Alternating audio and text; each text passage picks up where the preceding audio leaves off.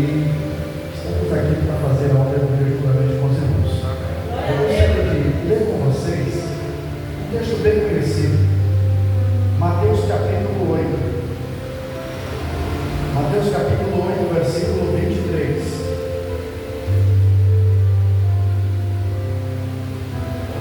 Mateus capítulo 8, versículo 23, a gente já dá para colocar aí o telão. Eu vou ler e vocês somente acompanhem, tá bom? O título fala: Jesus apazigua a tempestade. Vocês creem nisso nessa noite? Verso 23 diz assim: E entrando ele no barco, seus discípulos o seguiram. E eis que no mar se levantou uma grande tempestade, e o barco era coberto pelas ondas. Porém, ele estava dormindo. E os seus discípulos aproximaram-se dele e o despertaram, dizendo: Senhor, salva-nos, que perecemos. E ele lhes disse: Por que temeis, homens de pequena fé? Então, levantando-se, repreendeu os ventos do mar, e seguiu-se uma grande bonança. E aqueles homens se maravilharam, dizendo: Que homem é este, que até o vento e o mar lhe obedecem? Bem, somente esse texto da meditação é um texto conhecido, porque se fala de um dos milagres de Jesus. Jesus, por onde ele passava, irmãos, sempre alguma coisa diferente acontecia. Interessante que por onde Jesus andava, às vezes ele não andava pouco, às vezes a pé, às vezes em embarcação.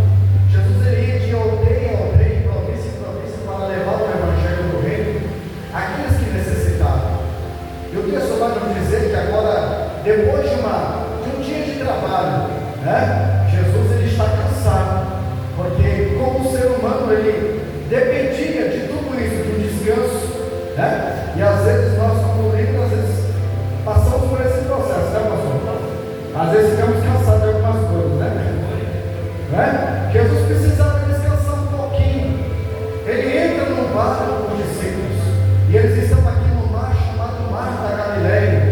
Se vocês forem olhar uma geografia bíblica, ou até mesmo no site aí na internet, vocês vão perceber que o Mar da Galileia ele tem o formato de uma pera. E o que é interessante é que ele tinha mais ou menos aí 14 quilômetros de largura, 28 de comprimento, e ele era funilado, porque ele tinha montanhas que chegavam até 85 metros de altura. Aí você está perguntando: mas por que isso? Daqui a pouco vocês vão entender por quê. E o texto vai nos dizer que Jesus está dentro do barco, junto com eles, e de repente se levanta uma grande tempestade. Mas isso acontecia por quê, irmãos? Porque em primeiro lugar, ali em Israel, a região é muito quente durante o dia. Durante o dia chega a quase 50 graus. E por causa do Monte Hermon, que no cume do monte, lá na ponta do monte, tem uma cobertura de gelo. O gelo, por causa do calor, começa a desfazer o gelo, e aí começa a ter um choque térmico, do frio com o calor. E isso acabava provocando as grandes tempestades. Jesus muito bem sabia disso. O que é interessante é que a tempestade era tão grande que os discípulos tentam fazer alguma coisa, porque todos bem sabemos que a maioria deles eram pescadores, então sabiam de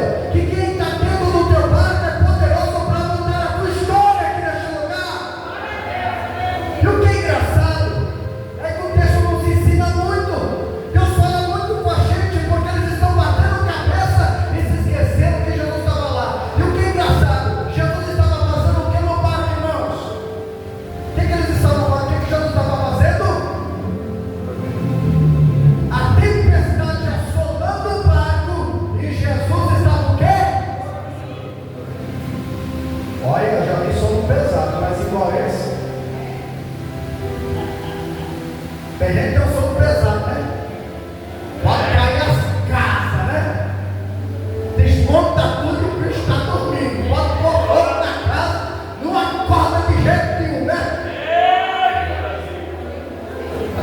Já vão acordando as pessoas aí, nesse momento está.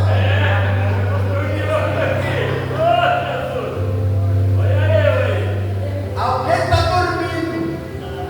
Mas o que é interessante é que a tempestade está assolando o barco e Jesus está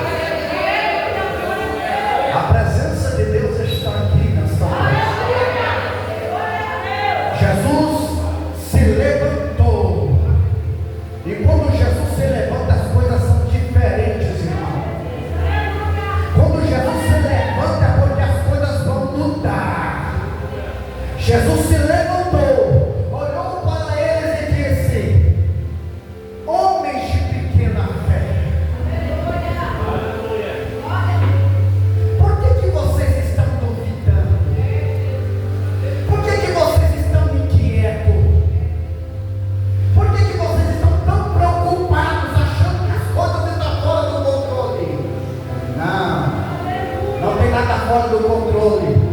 Esta noite Ele tem poder para acalmar a tempestade na minha vida e na tua vida. Não existe causa perdida para Ele aqui nessa noite. Não existe, Ricardo, causa perdida para Deus aqui nesta noite. Não existe causa perdida na família, em qualquer âmbito aqui para Deus. Sabe por quê? Ele está dizendo: eu estou no teu barco nesta noite. Eu estou no teu barco e eu estou no teu barco. As coisas são diferentes. Por que vocês estão preocupados, inquietos, assustados, apavorados? E ele só deu uma ordem. O texto diz: ele repreendeu os ventos e o mar. Mar, aquieta-te. Vento, para. Irmão, tu já viu isso? Cientificamente falando, o vento é o mar em movimento, ninguém para ele. Quem faz isso? A onda, pela força da gravidade da lua que cria as ondas. Quem é que pode fazer acalmar? Você já viu alguém ter essa autoridade? Pois bem, o meu Jesus e o teu Jesus nessa noite está dizendo: vento, pode parar aí. Pode se aquietar aí, viu? E era para destruir, vou falar, tá? Era para acabar com o teu barco. Era para acabar, pastor, para não sobrar nenhum pedaço. Porque a cura de Satanás era essa. Era para acabar, para exterminar. Mas nessa noite Jesus se coloca de pé e repreende o vento e acalma o mar. Porque é Ele que está no controle da nossa vida aqui nessa noite. É Ele que está no controle. Então não se desespere, meu querido. Não se desespere, meu querido. Só confie em Deus. Entregue para Ele seus problemas. Não tente fazer da sua forma. Não tente ser um esperto, não. Eram pescadores, sabiam o que estavam fazendo, mas aquilo que estava acontecendo estava acima deles. E nós temos que ter humildade e reconhecer que tem coisa, irmão, que está acima da nossa capacidade. Por que o mundo sofre? Está sendo gravado, né? Por que você está sofrendo? Por que você está padecendo? Por que as coisas estão dando errado na sua vida? Porque você está querendo resolver do seu jeito. Você está querendo resolver da tua maneira. Você já tentou de um jeito, de outro. Sabe qual é a palavra de Deus para você? Aquieta o teu coração, entrega para Deus, porque é Ele que tem poder de acalmar a tempestade na tua vida. Você sabe por que o Brasil está sofrendo? Você sabe por que as pessoas estão sem esperança, sem paz na vida? Porque falta Jesus no barco. Mas nessa noite, convida Jesus para entrar no teu barco e as coisas vão mudar na sua vida, na sua história, no seu ministério. E eu vou te falar uma coisa: não adianta você tentar tomar qualquer decisão desesperada, porque não vai mudar a tua trajetória. E vou falar aqui na autoridade do Espírito de Deus.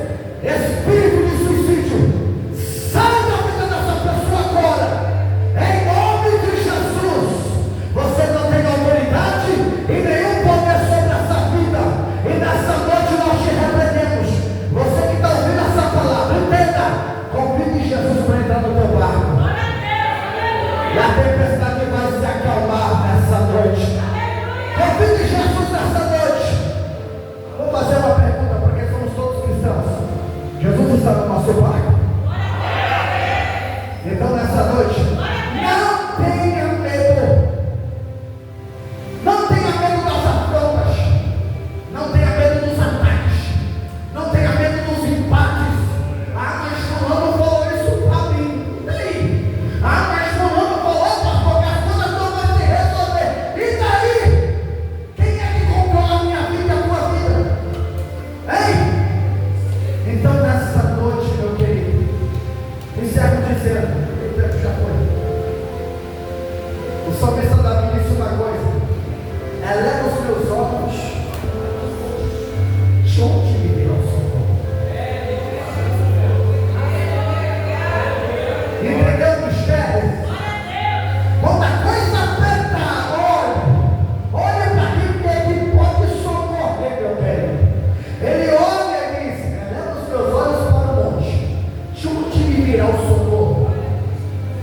Essa é a pergunta que você está fazendo.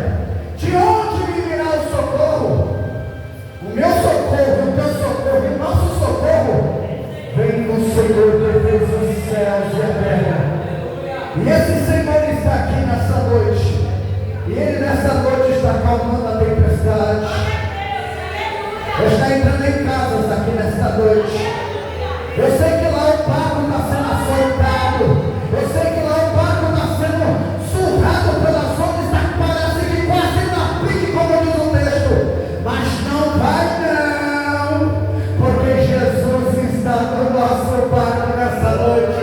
E Ele se levantou para acalmar o vento e acalmar a tempestade. E o servo dizendo que Ele repreendeu o vento, repreendeu o mar e seguiu o quê? Uma grande... Você crê nisso nessa noite? Deus está me dizendo através da sua palavra: tem bonança para você neste lugar, tem paz, porque não tem coisa mais preciosa do que ter paz, irmão. O camarada pode ter dinheiro, pode ter fama, pode ter tudo, mas se não tem paz, não tem nada. Não significa nada. Pode ter iate, pode ter mansão, pode ter bilhões, mas se não tem paz, não tem nada. Mas deixa eu me falar uma coisinha para você.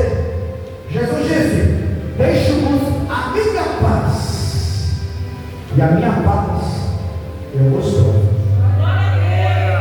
E eu não a dou como o mundo dá. Nessa noite haverá bonança de Deus na sua família, no seu ministério, no seu casamento, na sua profissão.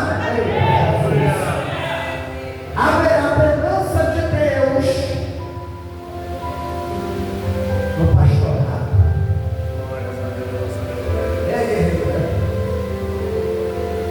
Soldado feliz, mas que nunca emprega, nunca abre mão. Haverá bonança essa noite. A bonança de Deus chegou, porque Ele sabe o esforço, a sinceridade e o comprometimento que você tem com esta obra. A bonança de Deus chegou.